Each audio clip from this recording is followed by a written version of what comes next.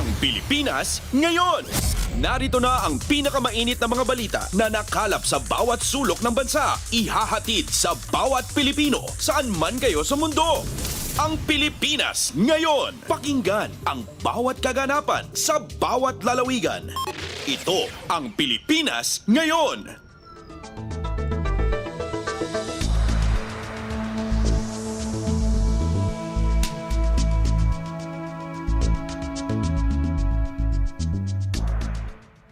Magandang araw po sa ating mga tagapakinig. Welcome po ulit sa ating programang Ang Pilipinas Ngayon. Ito po ang inyong lingkod, Steph Vicente. Samahan niyo po ako sa kabuuan ng ating palatuntunan.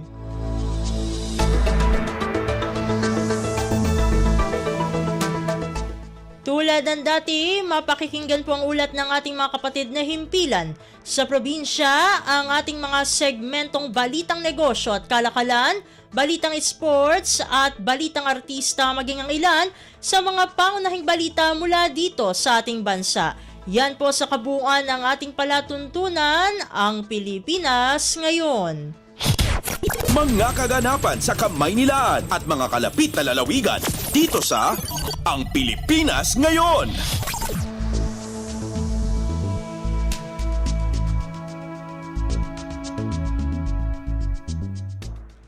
Sa makakalagang balita, kasabay ng pagdiriwang ng ika-64 na araw ng Surigao del Sur, nagpamahagi nitong Huwebes, Hunyo 20, si Pangulong Ferdinand R. Marcos Jr. ng tulong ng pamahalaan para sa mga magsasaka, mangingisda at pamilya sa isang seremonya sa Surigao del Sur Sports Complex sa Tandag City.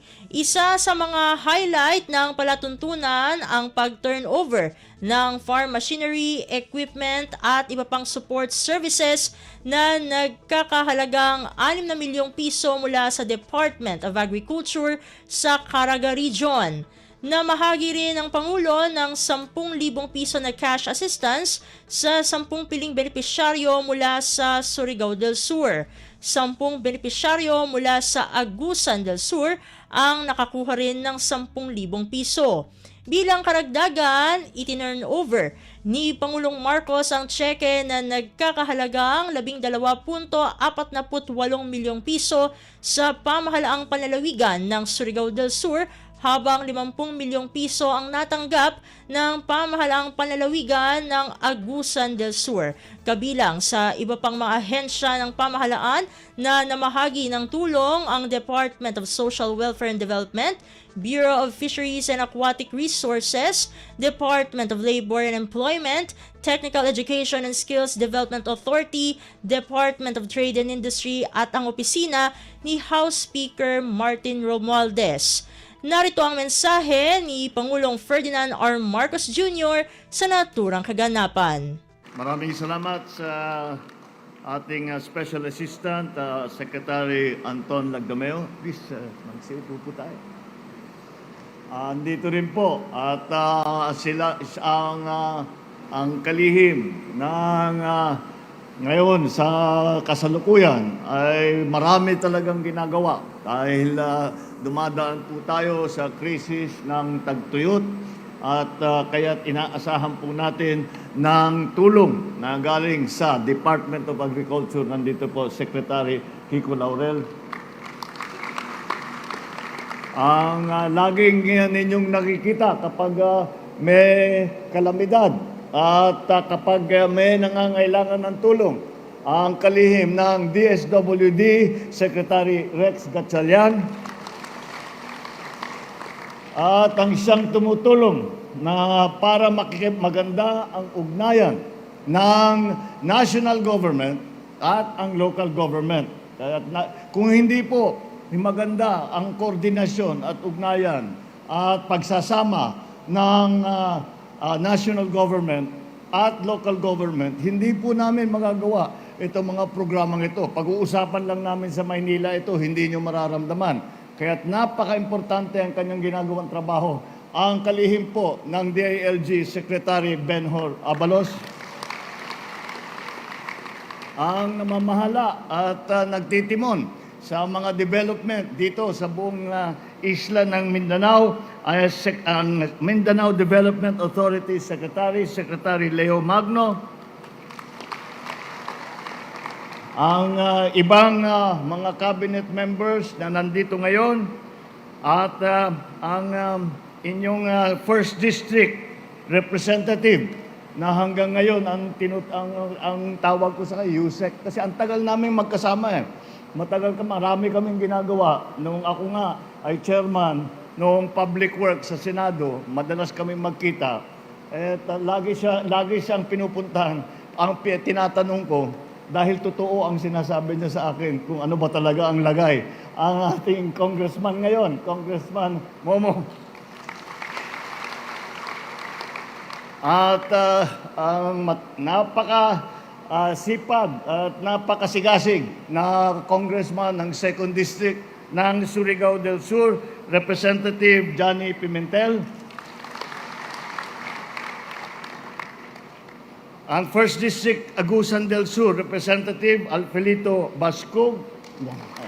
Ayan, 2nd District of Agusan del Sur, Representative Edibong Plaza.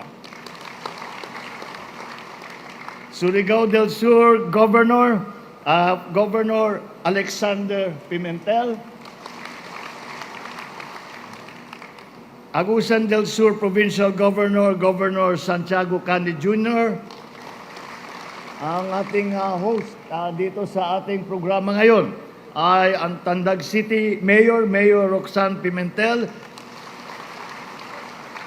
At lahat ng aking kasamahan sa pamahalaan, all elected officials, my fellow workers in government, at ang pinaka mahalaga na nandito, na bumisita at kasama natin ngayon, kayo po, mga beneficiary ng ating presidential assistant. Ladies and gentlemen, magandang araw po sa inyong lahat. Marami pong salamat sa inyong mainit sa pagsalubong sa amin. Tunay pong napakaganda ng Surigao del Sur. Pinagpala kayo ng magandang tanawin, mga ilog, talon at yaman ng lupa ay siyang nagbibigay ng buhay sa inyong pananim. Ang agrikultura at pangingisda ay ilan lamang sa mga pangunahing industriya na nagbibigay lakas sa lalawigan ng Surigao del Sur. Gayunpaman, batid ko ang matinding dinadanas ninyong hirap nitong nagdaang El Nino. Halos 12,000 magsasaka dito sa Region 13 ay naapektuhan. Hindi namin nakakalimutan ang ating mga kababayan dito sa Surigao del Sur. Kaya po nandito kami para personal na ipahatid ang tulong mula sa pamahalaan. Hangarin namin na maging maunlad at produktibo ang mga mamamayan ng Surigao del Sur at ang rehiyon ng Caraga. Mula noon, ipinagkatiwala ninyo sa akin ang pagiging Pangulo. Batid ko na ang tanging paraan upang maging matagumpay sa mga layunin ito, ang lubos na pag-unawa sa sitwasyon sa pangangailangan ng bawat Pilipino. Yan ang dahilan kung bakit po ako nandito. Kasama ang mga iba't ibang ahensya ng pamahalaan.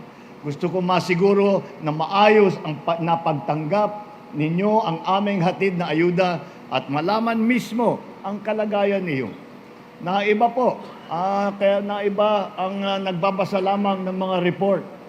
Iba talaga kung tayo ay nakabisita, nakakausap kayo at naririnig ng sarili ko na personal kung ano ba ang inyong pangangailangan, kung ano ang inyong sitwasyon. Kaya naman, ikinagagalak ko pong ihatid sa inyo ang 10,000 cash assistance para sa mahigit 9,000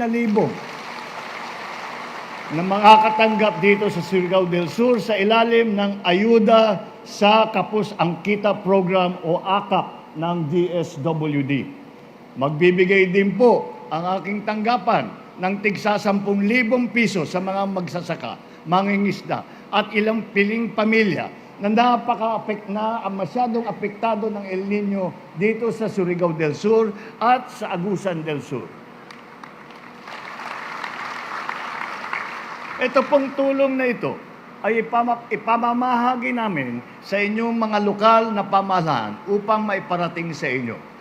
Ang DA, ang Department of Agriculture at saka ang DSWD ay tutulong po na matiyak na agarang itong makaabot sa inyo. Sa kabuuan ay mahigit na 60 milyong piso ang inilaan natin para sa Agusan del Sur at sa Surigao del Sur. Mamamahagi din po ang tigli 5 kilong bigas ang office naman ng Speaker of the House of Representatives, Speaker Martin Romualdez. Meron ding inilang mga farm machinery, equipment at credit assistance, pautang ang DA. Livelihood Starter Toolkits naman ang galing sa TESDA para sa mga benepisyaryo mula sa Surigao del Sur. Magbibigay din po tayo ng ayuda sa pamamagitan ng DOLE Integrated Livelihood Program o DILP. Tulong panghanap buhay sa ating disadvantaged displaced workers o yung programang tinatawag na TUPAD. At kasama dyan ang Government Internship Program. Bukod dito, may nakahanda na rin tayong training allowance para sa mga nais magpasanay sa ilalim ng TESDA. Nawa po, sa mga tulong na hatid namin ngayon, ay maibsan natin ang hirap ng inyong pinagdadaanan sa araw-araw ninyong paghahanap buhay at pagsasakripisyo. Ngayong naman ay kailangan natin paghandaan ang tag-ulan na inaasahan magdadala ng higit sa normal na buhos ng ulan sa darating na buwan ng Oktubre. Bagaman ang hiling natin ay wala nang maranasang pinsala o aberya sa panahong ito, nais kong malaman ninyo na handa ang pamahalaan kung sakali man mangangailangan tayo ng pondo at mga supply ng pagkain sa oras ng kalamidad. Nandito po, ready po ang inyong pamahalaan. Hindi lamang po ito, masaya ko rin ibinabalita sa inyo na ang ilan sa mga proyekto nating pang-infrastruktura ay nasa kalagitnaan na ng pagpagawa. Ang Kabadbaran Puting Bato, Kabadbaran Puting Bato, Lanusa Road ay halos kalahating porsyento, 44.7% natapos na. Ang East-West Lateral Road naman na may kasamang 2 tulay at drainage at slope protection, lampas na sa 60% na kumpleto na. Nariyan din ang pagsasaayos natin ng Tandag Airport upang mapabilis ang biyahe mula dito sa inyong lugar patungong ibang bahagi ng bansa. Maliban sa mga nabanggit ko rito, nakapamahagi na tayo ng halos 9 bilyong piso mula noong Enero noong nakaraang taon dito sa Caraga sa ilalim ng mga programa ng DSWD. Kagaya ng Pantawid Pamilya Pilipino Program, Assistance to Individuals and Families in Crisis Situations, at Lawa at Binhi at iba pa. Maaasahan din ninyo ang patuloy na pagsulong namin ng edukasyon at kalusugan dito sa Caraga. Nakapaglaan na tayo ng higit sa 1.5 bilyong piso para sa pagtayo ng mga bagong silid-aralan at halos 1.5 bilyong piso na para sa pagpaayos sa mga lumang silid-aralan. Higit 170,000 scholar naman mula sa Caraga ang makakatanggap ng pondong inilaan para sa mga programa ng CHED. Mayroong higit 100 health facility projects din. Meron din health facility projects din sa inyong lugar na napaglaanan na nasa budget. Patuloy din po ang paghahatid ng tulong ng DTI, Department of Trade and Industry, sa mga maliliit na negosyo sa pamamagitan ng pagpapahiram ng puhunan. Sa katunayan, may nakahandang dagdag na higit 12 milyong piso ang DTI upang tulungan ang ating mga MSME, yung mga maliliit po na negosyo, sa ilalim ng Negosyo Center Program. Mga minamahal na kababayan, nawa ay magsilbing patunay ang mga nabanggit kong programa ng aming masidhing hangarin. Mapagaan ang inyong mga pinapasang suliranin ngayon. asahan ninyo na patuloy kaming maghahanap ng katugunan sa mga pagsubok na kinakaharap ng ating bansa at magpapatupad ng mga angkop na programa at patakaran upang matikman naman ninyo ang bunga ng inyong pagsisikap. Pinaalalahan ko ang lahat ng mga ahensya, lingkod bayan, mga kabalikat sa gobyerno. Huwag natin sayangin ang ating mga nasimulan. At sa inyong mga magigiting na magsasaka at mangingisda, hindi ito ang huling pagkakataon na makakarinig kayo ng magagandang balita mula sa atin. Patuloy lamang ang pamahalaan sa pag-aagapay sa inyo. Sa sama-sama natin pagkilos at pagtutulungan, tiyak na makakamit din natin ang isang bagong Pilipinas. Isang bagong Pilipinas kung saan ay bawat Pilipino ay busog, hindi lamang sa pagkain, kung hindi sa pangarap, pag-asa at mga oportunidad. Muli, maraming salamat po sa inyong mga sakripisyo. Mabuhay ang bawat pamilyang Pilipino, mabuhay ang bagong Pilipinas. Maraming salamat po at magandang umaga po sa inyong lahat.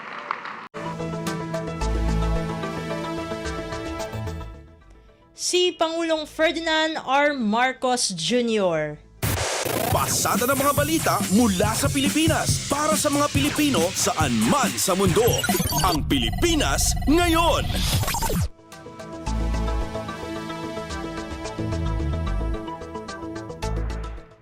Samantala, Malacanang pinasalamatan si Vice President Sara Duterte sa naging serbisyo nito sa gabinete ni Pangulong Ferdinand R. Marcos Jr. Ang kawang ulat ihahatid sa atin ni Raquel Bayan. Nagpasalamat ang Malacanang sa serbisyong ibinigay ni Vice President Sara Duterte bilang miyembro ng gabinete ng Marcos Administration. Pahayag ito ni Communications Secretary Chelo Velicaria Garafil kasunod ng pagbibitiw nito sa pwesto bilang kalihim ng Department of Education at Vice Chairperson ng NTF-ELCAC epektibo sa July 19, 2024. Ayon sa kalihim, tinanggap na ni Pangulong Ferdinand R. Marcos Jr. ang resignation na ito. Paglilinaw ng Malacanang sa kabila ng pagbibitiw na ito bilang cabinet member, mananatili namang Vice Presidente si VP Sara ng bansa. Mula sa Malacanang, ito si Raquel Bayan para sa Radyo Pilipinas. Kumpleto, detalyadong balitaan, di papahuli sa mahahalagang kaganapan. Kamustahin ang inang bayan, ang Pilipinas ngayon.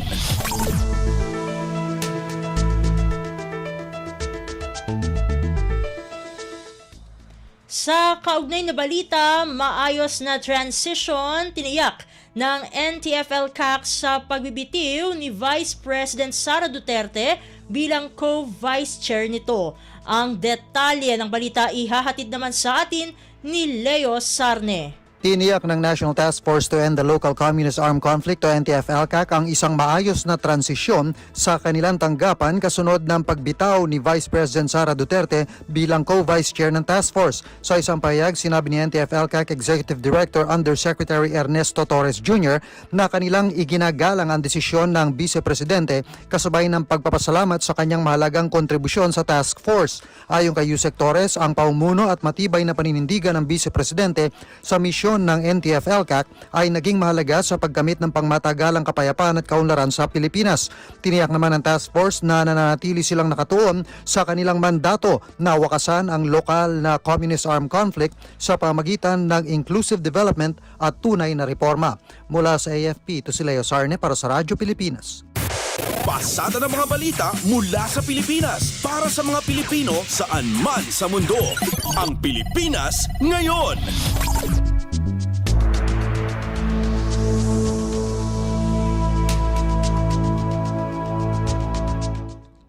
Samantala, Pangulong Ferdinand R. Marcos Jr. idineklara ang July 17 hanggang 23 taon-taon bilang National Disability Rights Week.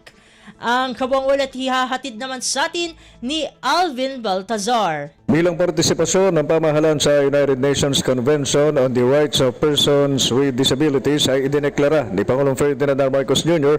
ang July 17 hanggang 23 ng bawat taon bilang National Disability Rights Week. Sa 2 pahinang Proclamation number 597 na may pirma na Executive Secretary Lucas Bersamin itong June 13, inatasan ni Pangulong Ferdinand Marcos Jr. ang DSWD sa pamamagitan ng National Council on Disability Affairs na manguna sa kailangang koordinasyon at pangangasiwa sa nasabing okasyon. Ang NCDA naman ay inatasang tukuyin ang mga programa, aktibidad at proyekto para sa mga gagawing pagdiriwang. Lahat ng ahensya at sangay ng pamahalaan kabilang ang mga GOCC ganon din ang state universities and colleges ay inaatasang ipagdiwang ang okasyon habang inihikayat din ang lahat ng LGU, NGO at pribadong sektor na makiisa sa naturang pagdiriwang. Mula sa Palasyo ng Malacanang, Alvin Baltasar, Radyo Pilipinas. Kumpleto, detalyadong balitaan, di papahuli sa mahahalagang kaganapan. Kamustahin ang inang bayan, ang Pilipinas ngayon.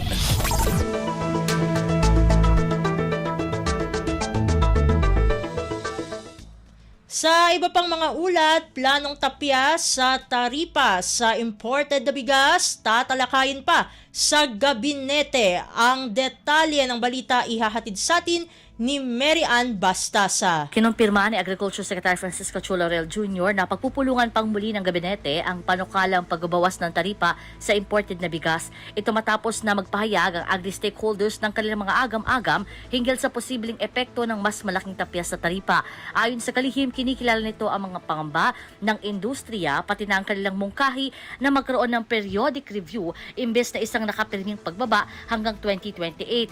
Ilan pa anya sa concerns ng mga stakeholders ang posibilidad na hindi naman magresulta sa mas mababang presyo ng bigas sa merkado ang pagtatapyas ng taripa at pati na ang pangabang makaapekto ito sa pondong nakalaan para sa mga magsasaka. Dahil dito, naniniwala Secretary Chu Laurel na kailangan ng isang balancing approach sa usaping ito.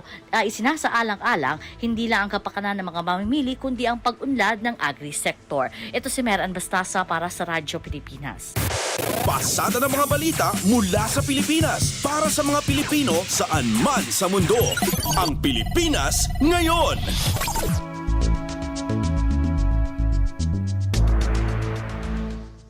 Samantala, mahigit 20,000 manggagawang Pinoy posibleng mawalan ng trabaho kapag isinara na ang mga pogo.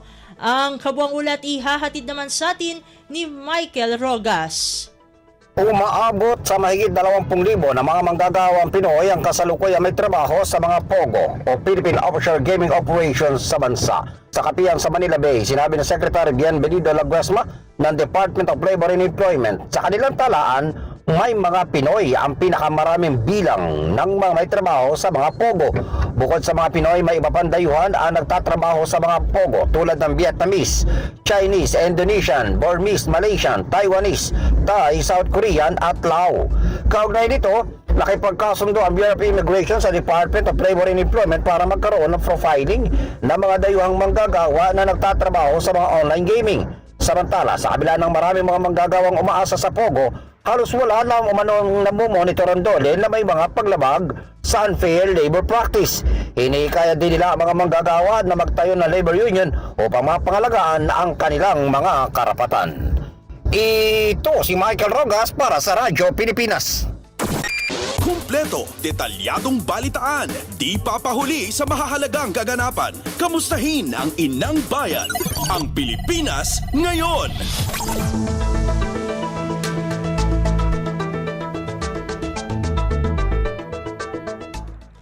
Samantala, economic team hinikayat ang ilang Japanese top executives na i-expand ang kanilang pagnanegosyo sa Pilipinas. Ang detalye ng balita ihahatid sa atin ni Melanie Valdos Reyes. Hinikayat ni Finance Secretary Ralph Recto ang mga top executives ng Japanese companies na i-expand ang kanilang pagnenegosyo sa Pilipinas. Pinangunahan ni Recto ang Philippine delegation upang makipag-usap sa ilang malalaking kumpanya sa Japan, kabilang dito ang Sojitz Corporation, Mitsubishi Corporation, Murata Manufacturing Company at Sumitomo Corporation. Layo ng Pilipinas na gamitin ang technological expertise ng mga top-notch companies upang pasiglahin ang pag-unlad at paglago ng bansa. Ang pulong ay inorganisa ng Field Office ng Department of Trade and Industry sa Tokyo, Japan at bahagi ng Philippine Economic Briefing sa naturang bansa. Kasama ng kalihim si Office of the Special Assistant to the President for Investment and Economic Affairs Secretary Frederick Go, DBM Secretary Amena Pangandaman, NEDA Secretary Arsenio Balisacan, DTI Secretary Alfredo Pascual at DOTR Secretary Jaime Bautista. Melanie Valdos Reyes para sa Radyo Pilipinas. Pasada ng mga balita mula sa Pilipinas para sa mga Pilipino saan man sa mundo. Ang Pilipinas ngayon.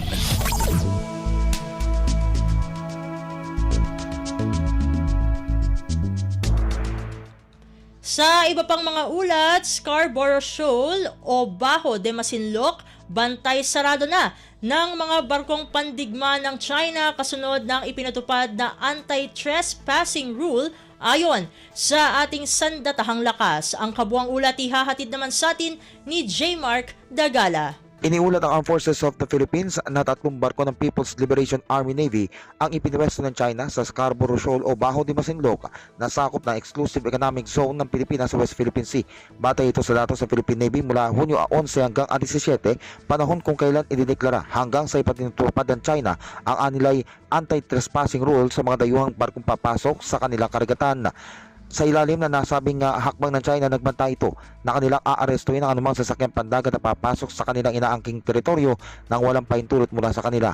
Ang Scarborough, Panatag Shoal o Baho de Masinloc ay nagsisilbing common fishing ground para sa mga mangingis na Pilipino dahil nasa 124 nautical miles ito mula sa Masinloc, Zambales at pasok sa 200 nautical miles EEZ, alinsunod na rin sa 1982 United Nations Convention on the Law of the Sea of UNCLOS. Lumabas din sa datos sa Philippine Navy na bagaman nadagdagan ng mga barko ng China sa Baho de Masinloc, bumaba naman ang bilang ng mga ito sa kabuuan na nasa 121 mula sa dating 146. J. Mark Dagala, Radyo Pilipinas. Kumpleto, detalyadong balitaan, di papahuli sa mahahalagang kaganapan. Kamustahin ang inang bayan, ang Pilipinas ngayon.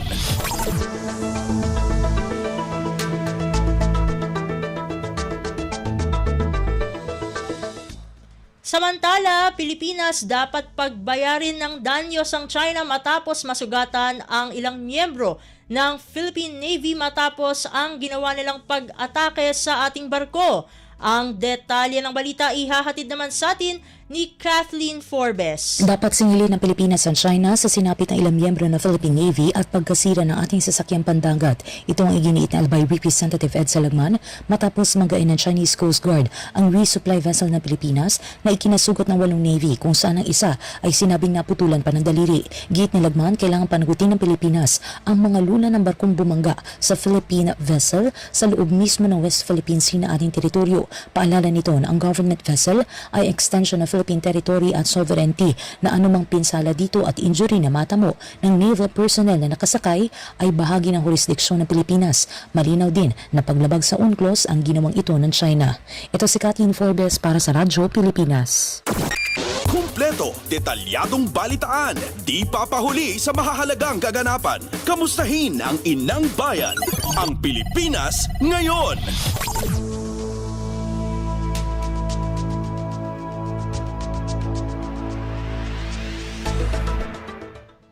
Sa iba pang mga ulat, mga pagbabago sa website at forecast ng Pag-asa, alamin sa pamagitan ng ulat ni Hazel Morada ng RP3 Alert. Inilunsad ng Philippine Atmospheric Geophysical and Astronomical Services Administration o Pag-asa ang ilang innovation o pagbabago para mas mapabuti pa nito ang pagbibigay tamang impormasyon tungkol sa lagay ng panahon. Kabilang sa ipinakita ni Senior Weather Specialist Raymond Ordinario ang bagong Pag-asa Regional Services website kung saan makukuha ang weather forecast ng kada probinsya sa bansa. Ibinil din ng Weather Bureau ang Pag-asa Nationwide Met Hydro Observing Network o Panahon na isang interactive map at may real-time update tungkol sa track ng bagyo, lightning alerts, rainfall at thunderstorm warnings. Ang ino-offer ng ating Panahon tool is an interactive map na pwede kayo mag-zoom in, zoom out. So magkakaroon na kayo ng chance na i-customize yung experience nyo sa paggamit at pagtingin ng mga datos na nanggagaling sa Pag-asa. Mas pinaganda din ng Pag-asa ang chance of rain forecast nito na binuo sa pakikipagtulungan ng ahensya sa Japan International Cooperation Agency. Itinaon din ng Pag-asa ang paglulunsad ng mga nabanggit na innovation sa paggunita ng Typhoon and Flood Awareness Week ngayong linggo. Mula RP3 Alert, ito si Hazel Morada para sa Radyo Pilipinas. Pasada ng mga balita mula sa Pilipinas para sa mga Pilipino saan man sa mundo. Ang Pilipinas ngayon.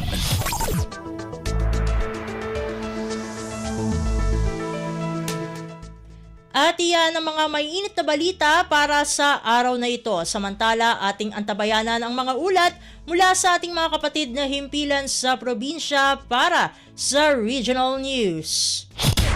Balita mula sa lalawigan sa bawat rehiyon ng ating bayan. Dito sa Ang Pilipinas Ngayon.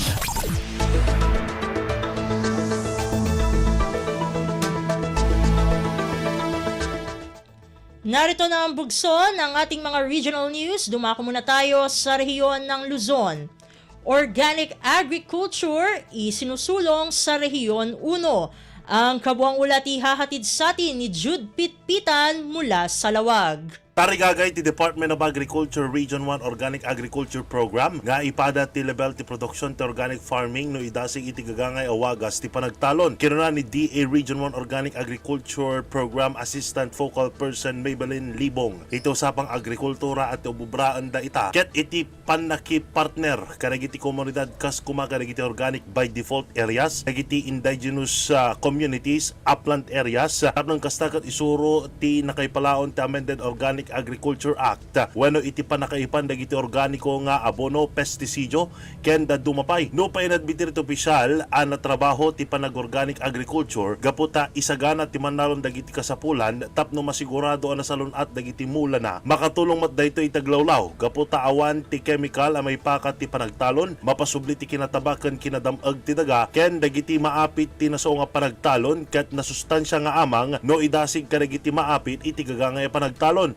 Region 1 at dati agaro 4,700 hectares a pagtatalunan ti mosusar iti organic agriculture. Manglamnaman ni Libong nga iti masangwanan tunggal ilikat at dati mabuangay nga organisasyon amang itandudo iti organic farming. Manipod iti syudad ti Lawag, Jude Pitpitan, Radyo Pilipinas World Service. Balita mula sa lalawigan sa bawat rehiyon ng ating bayan. Dito sa Ang Pilipinas Ngayon.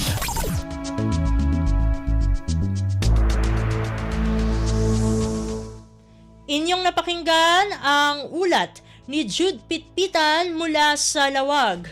Dumako naman tayo sa Agoo, 5 araw na basic water rescue training isinagawa para sa mga lifeguard sa lalawigan ng La Union.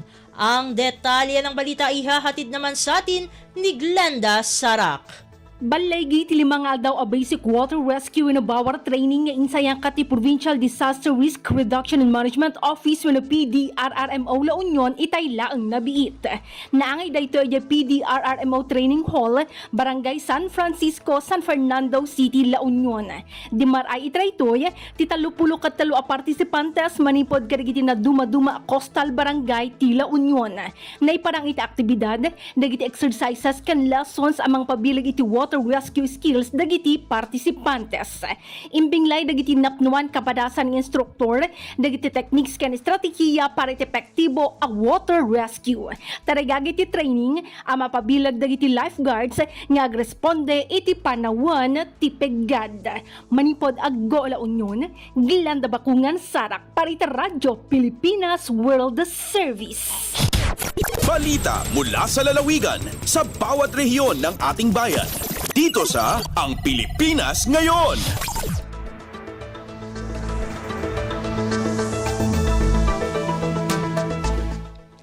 Inyong napakinggan ang ulat ni Glenda Sarak mula sa Agoo. Puntahan muna natin ang rehiyon ng Kabisayaan. Alternatibong tulay na solusyon sa traffic congestion sa Borongan City ipapatupad ng DPWH. Ang detalye ng balita ihahatid sa atin ni Daisy Belizar mula sa Borongan. Igpapatuman yan ang atuig ang Department of Public Works and Highways kung DPWH Regional Office 8 Didiha Ciudad and Borongan, Eastern Samar, and construction hin alternatibo nga tulay nga makonektarit barangay Sabang South ng Sabang North. Ang nasabi nga tulay napunduhan ha General Appropriations Act of Fiscal Year 2024 ha inisyatibo ni House Minority Leader o 4-Piece Party List Representative Marcelino Libanan. Ini na kantidad din 169.3 million pesos. May-ari labang nga 0.8 kilometer nganya na naghulat na lahin Environment Clearance Certificate kon SCC tikang ha Department of Environment and Natural Resources kon DNR. Sigon kang Congressman Libanan ang tulay magsisarbing nga alternatibo nga ruta han mga sarakyan nga maagi tikang hasor ti panorte nga dapit han syudad ngan vice versa. Panuyo hini nga makaiban hiton traffic congestion ha syudad pinaagi ton primary route and Borongan Giwan nga kalsada. Tika nga Borongan City, Daisy Lalosa Bilizar, Radyo Pilipinas World Service. Balita mula sa lalawigan sa bawat rehiyon ng ating bayan. Dito sa Ang Pilipinas Ngayon.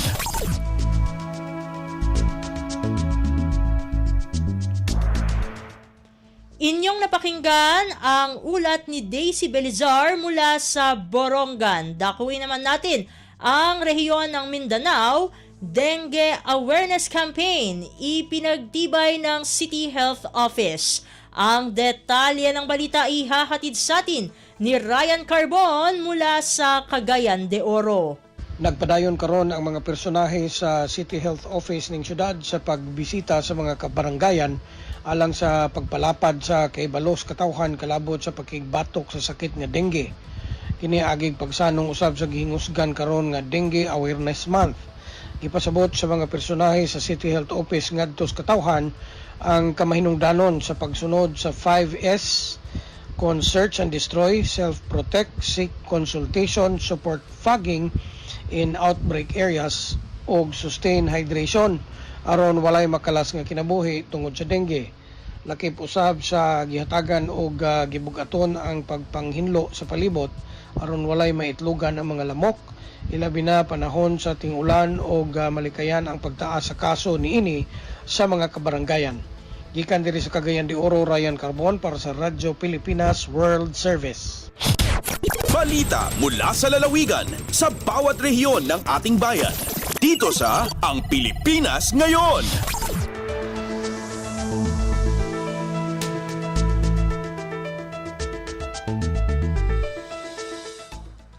Inyong napakinggan ang ulat ni Ryan Carbon mula sa Cagayan de Oro. Puntahan muna natin ang Zamboanga Department of Agriculture sa Region 9. Pinaghahandaan na ang posibleng epekto ng La Nina sa sektor ng agrikultura sa Zamboanga Peninsula.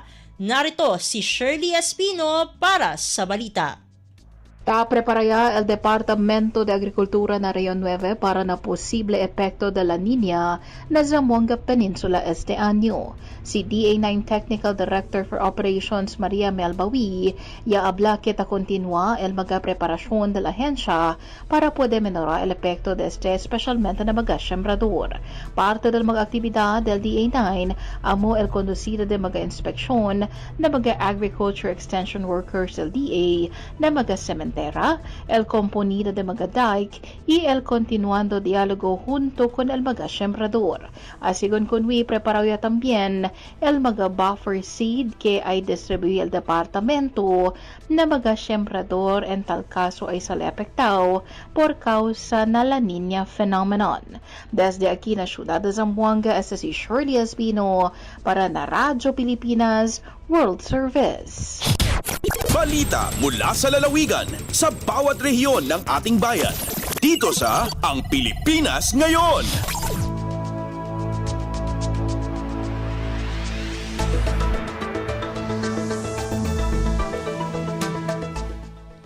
Inyong napakinggan ang ulat ni Shirley Espino mula sa Zamboanga. Dumako naman tayo sa Iligan. Lokal na pamahalaan ng Lanao del Norte na mahagi ng bigas sa mga mangingisdang apektado ng fishing ban sa Maygo. Ang kabuang ulat ihahatid naman sa atin ni Sheriff Timhar Habib Majid. Nang hatag og tag 10 ka kilo nga bugas ni atong Hunyo 7 ang lokal nga kagamhanan sa Lanao del Norte sa 110 ka mananagat nga apektado sa nagpadayong fishing ban sa Barangay Labuay, Maigo, Lanao del Norte.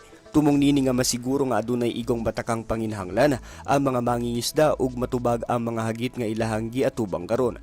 Gipangunahan sa Lanao del Norte Provincial Social Welfare and Development Office o PSWDO ang maong pagpanghatag sa pakigtambayayong sa Provincial Community Affairs Office o PCAO ug Barangay Local Government Unit sa Labuay. Kini nga inisyatiba naghatag og gibug-aton sa pasalig sa LGU nga suportahan ang matag lungsuranon sa probinsya. Gikan sa Radyo Pilipinas Iligan, kini Sheriff Timhar alang sa Radyo Pilipinas World Service. Balita mula sa lalawigan sa bawat rehiyon ng ating bayan. Dito sa Ang Pilipinas Ngayon.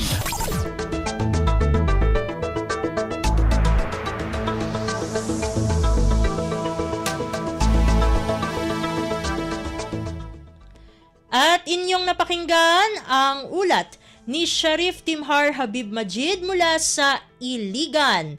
Dito na nagtatapos ang ating regional news. Narito naman ang ating segmentong Balitang Negosyo at Kalakalan na ihahatid sa atin ng ating kasamang si Bea Gaza. Lagay ng ekonomiya, kalakalan, negosyo at iba pa. Atin ang alamin dito sa Ang Pilipinas Ngayon. Magandang araw, narito ang balitang negosyo at kalakalan. Napanatili ng Pilipinas ang posisyon nito bilang ika-52 sa 67 mga ekonomiya sa 2024 World Competitiveness Report, tulad pa rin ng ranking nito noong nakaraang taon. Pang-13 sa Asia-Pacific nations at pang-5 sa ASEAN countries, ipinapakita ng Pilipinas ang katatagan ng ekonomiya nito sa gitna ng mga krisis at hamon. Inilalabas taon-taon ng International Institute of Management Development o IMD. Sinusuri ng World Competitiveness Yearbook ang mga bansa batay sa 256 na mga criteria sa 4 na pangunahing kategorya. Kabilang sa mga kategoryang ito ang economic performance, government efficiency, business efficiency at infrastructure. Kinokonsidera ang assessment ngayong taon na parehong objective data at subjective opinion na nakuha sa pamamagitan ng Executive Opinion Survey ng mid at upper level managers. Binibigyang diin sa 2024 report ang global challenges ng mga bansa tulad ng inflation at sigalot sa mga rehiyon tulad ng Ukraine at Middle East. Sa naturang pinakahuling report, nakapagrehistro ng pagbaba ang Pilipinas sa business efficiency, partikular sa larangan ng labor market, finance, management practices at attitudes and values. Sa kabilang banda naman, gumanda ang government efficiency, partikular sa public finance and institutional framework. Ilan sa top-performing economies sa 2024 rankings ang Singapore, Switzerland at Denmark. Nangunguna ang Singapore sa Asia-Pacific region, sinundan nito ng Hong Kong at Taiwan.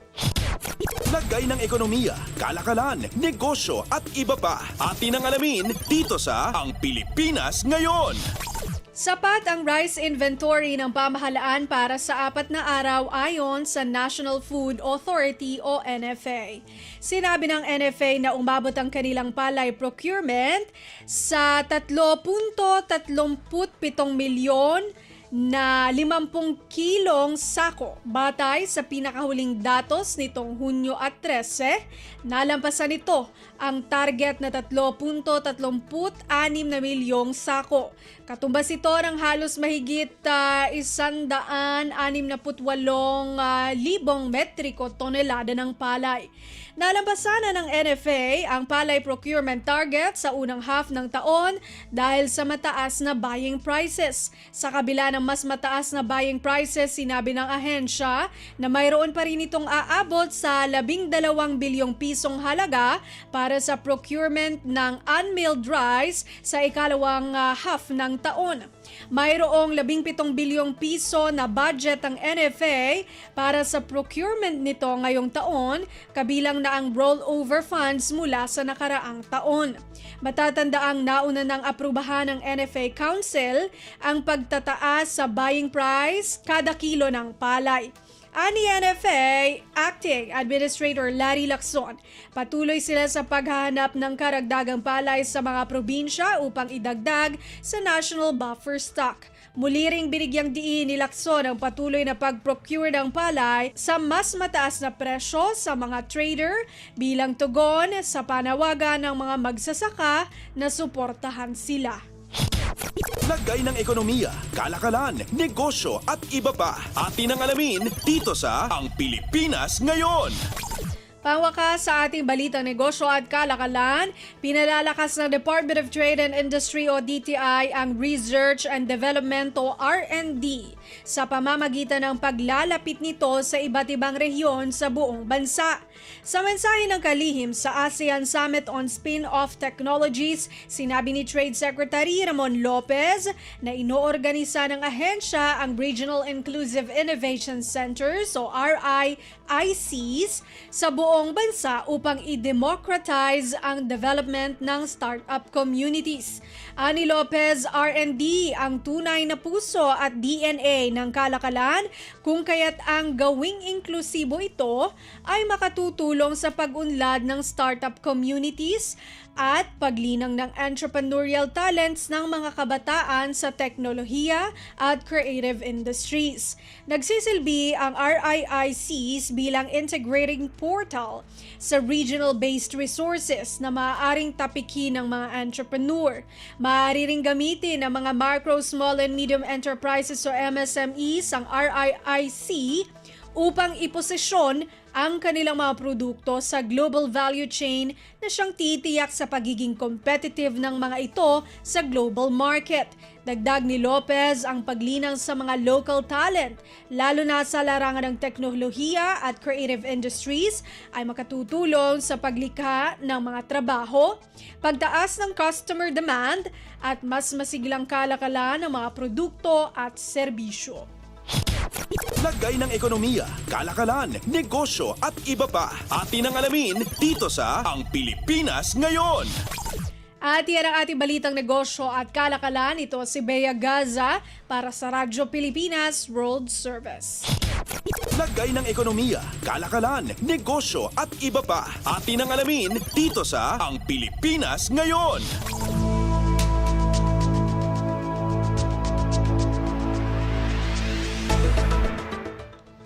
Maraming salamat, Bea, para sa ating segmentong Balitang Negosyo at Kalakalan. Narito naman ang ating segmentong Balitang Sports na ihahatid sa atin ng ating kasamang si Leo Magpayo. Updates at pinakahuling mga usapin sa mundo ng palakasan. Atin ang pakinggan dito sa Ang Pilipinas Ngayon. Magandang araw. Narito na po ang Sports Balita. Namatay ang dating Olympian at Pasig City Vice Mayor na si Rosalio Yoyong Martires sa edad na 77. Inanunsyo ito ng anak ni Yoyong na si Leia sa isang social media post. Sinabi ni Leia na naging makulay ang buhay ni Yoyong, isang mapagmahal na asawa at ama, isang Olympian, magaling na basketballista, komedyante at tapat na nagsilbi sa publiko. Sa isang pahayag ng Barangay San Miguel sa Pasig City, sinabi nito na matatandaan si Martires sa kanyang pambihirang pinuno na inalay ang kanyang buhay sa pagsisilbi sa mga tao at isinaayos ang syudad. Kasama si Martires sa Philippine basketball team na sumabak sa 1972 Olympics sa Munich. Ito ang huling pagkakataon na nagkwalipika ang bansa sa Summer Games sa larangan ng basketball. Naglaro din si Martires sa PBA para sa koponan ng San Miguel Beermen. Nagsilbi din siyang Vice Mayor ng Pasig City mula 2004 hanggang 2013 at bilang Councilor mula 1995 hanggang 2004 at mula 2013 hanggang 2022.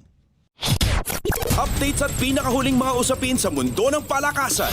Atin ang pakinggan dito sa Ang Pilipinas Ngayon. Kapag hindi tinanggap ang apela ng Philippine Olympic Committee o POC ng Thailand Organizing Committee, mawawalan ang Pilipinas ng pagkakataong makakuha ng gintong medalya sa 2025 Southeast Asian Games pagkatapos tinanggal ng bansa ang 4 na sport na madalas pagharian ng bansa. Sinabi ni POC President Abraham Bambol Tolentino na nagpadala na sila ng kanilang apela sa Thailand na isama ang weightlifting, wushu, jiu-jitsu at karate na lahat ng palakasan ay naging matagumpay ang mga atletang Pilipino noong nakarang edisyon ng SEA Games. Ayon kay Tolentino, hindi lang ang Pilipinas ang nagpadala ng apela kundi madami ding bansa. Nakapag-uwi ng 8 gintong medalya ang Pilipinas sa mga nasabing sporting event sa nakaraang edisyon ng SEA Games na ginanap sa Cambodia noong 2023. Ang mga atleta ng jiu-jitsu na sina Kyla Napolis, Ani Ramirez at Mark Liam ay namuno sa kanilang mga kategorya habang nakuha ni Agatha Wong ang ginto sa wushu. Sina Jamie Lim at Sakura Alforte ng karate, pati na rin ang tambalang weightlifters na sina Elrin Ando at Vanessa Sarno ay nakopo din ang gintong medalya sa kanilang event. Updates at pinakahuling mga usapin sa mundo ng palakasan. Atin ang pakinggan dito sa Ang Pilipinas Ngayon. Opisyal nang inilunsad ang hosting ng Pilipinas ng FIVB Volleyball Men's World Championship 2025 na ginanap sa Mall of Asia Arena sa Pasay City. Pinangunahan ng anak ng Pangulo na si William Vincent Vinny Araneta Marcos ang pagbubukas ng liga sa kalagitnaan ng laro sa Volleyball Nations League o VNL Men's Week 3 competition. Tatakbo ang FIVB Volleyball Men's World Championship 2025 mula Setyembre 12 hanggang 28 sa susunod na taon at gaganapin sa Mall of Asia Arena at sa Smart Araneta Coliseum. Opisyal na inabot ni Volleyball World Chief Executive Officer Finn Taylor ang ceremonial ball kay Marcos na siya ring tumatayo bilang chairman ng Local Organizing Committee o LOC, pati na rin sa mga LOC co-chairs na sina Senador Alan Peter Cayetano at Pia Cayetano, Tourism Secretary Cristina Garcia Frasco, Philippine Olympic Committee President Abraham Bambol Tolentino at Philippine Sports Commission Chairman Richard Bachman. Si Philippine National Volleyball Federation o PNVF President Ramon Tatsuzara na nagsisilbing presidente ng LOC at Chief Executive Officer ang nag-organisa ng event.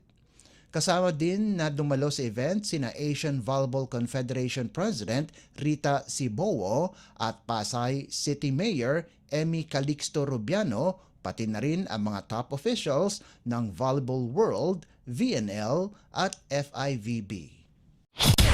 Updates at pinakahuling mga usapin sa mundo ng palakasan. Atin ang pakinggan dito sa Ang Pilipinas Ngayon. At yan ang pinakahuling balita sa larangan ng palakasan. Para sa Radyo Pilipinas World Service, ito po si Leo Magpayo. Magandang araw.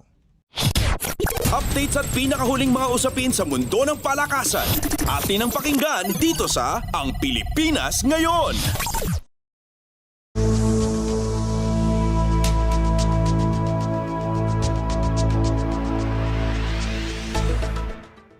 Maraming salamat Leo para sa ating segmentong Balitang Sports. Samantala, narito na ang mga latest chika sa ating segmentong Balitang Artista kasama ang nag-iisang si Mama JT.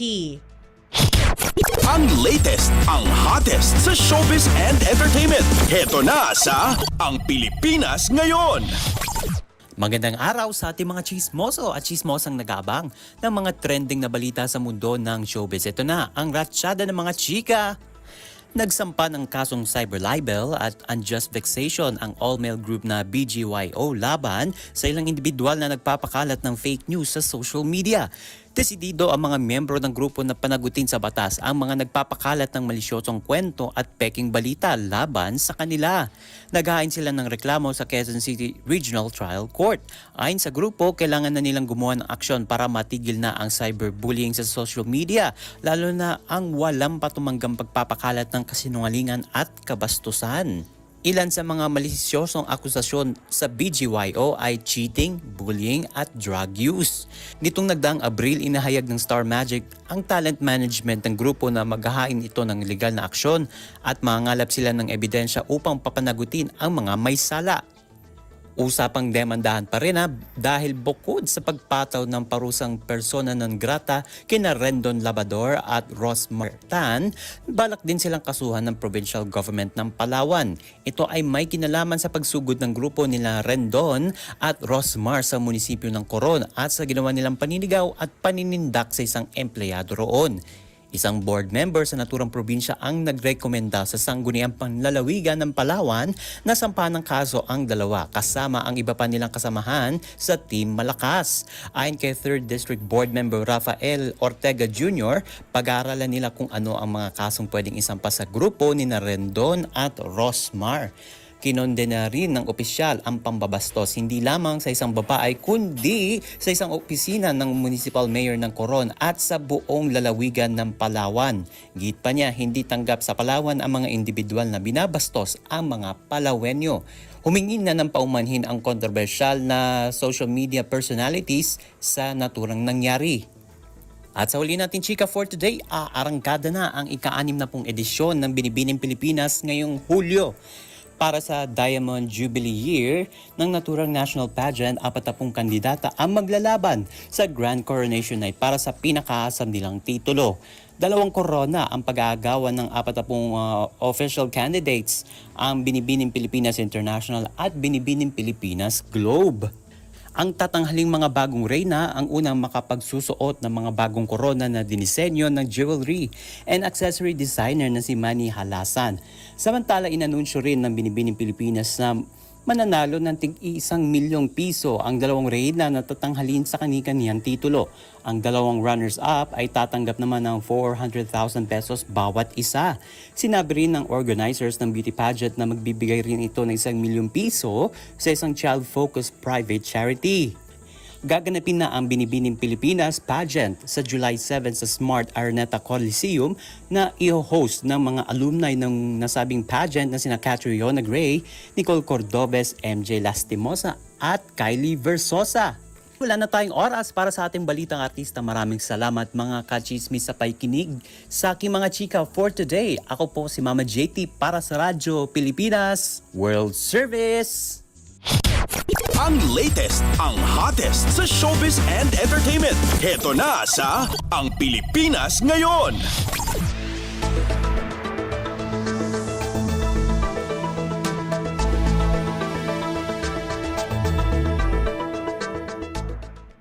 At yan po ang kabuuan ng ating programa para sa araw na ito. Samantala, magpapasalamat muna tayo sa ating mga nakasama sa ating transmitter site sa Tinang. Sa studio kasama natin sina Milo Jonella, Susan Aison at Anthony Pimentel. Salamat din sa mga naghatid ng mga ulat mula sa Kamaynilaan at mga probinsya, pati na rin ang naghatid sa atin ng segmentong Balitang Negosyo at Kalakalan na si Bea Gaza, ng segmentong Balitang Sports na si Leo Magpayo, maging ang naghatid sa atin ng segmentong Balitang Artista na si Mama JT. At syempre maraming salamat sa ating station manager na si Mr. Ray Sampang.